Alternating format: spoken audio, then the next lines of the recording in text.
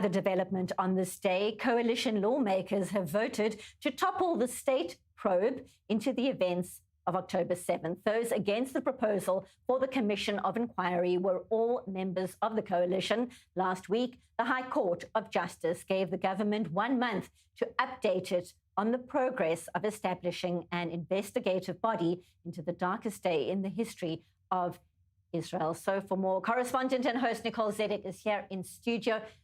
The Israeli nation just wants answers. It's more than 2 years now. How are people going to get those answers? What is the latest? As of right now, not with a state commission of inquiry, because as it stands right now, members of the coalition, the government, they don't want this to happen. And many people are pointing to the fact that they don't want to own up to the failures of not only the October 7th failures, but everything that happened before then as well, because that is what this state commission of inquiry would truly dig into. But for many of the people of Israel, for many of the bereaved families, they say without actually addressing the failures and holding people responsible to learn from what failed, how first thing can we move on? And how can we make sure that this doesn't happen again?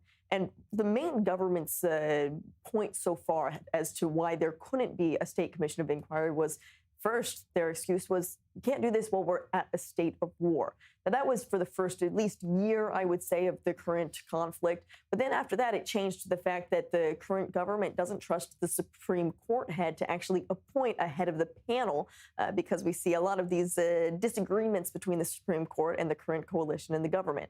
So basically, on October 15th, the High Court of Justice ruled that the government has to come up with a 30-day deadline as to why they're putting off this state commission of inquiry, because these two reasons, they don't suffice anymore.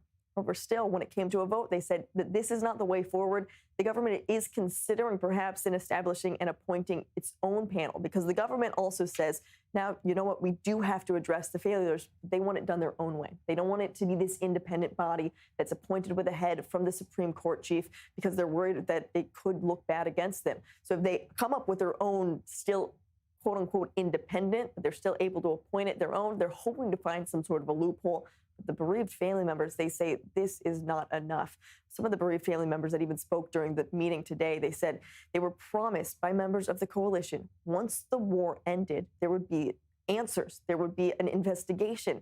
Now the war is quote unquote over. We have a ceasefire. Where are these answers? And they don't even know when those answers are going to be looked into or begin.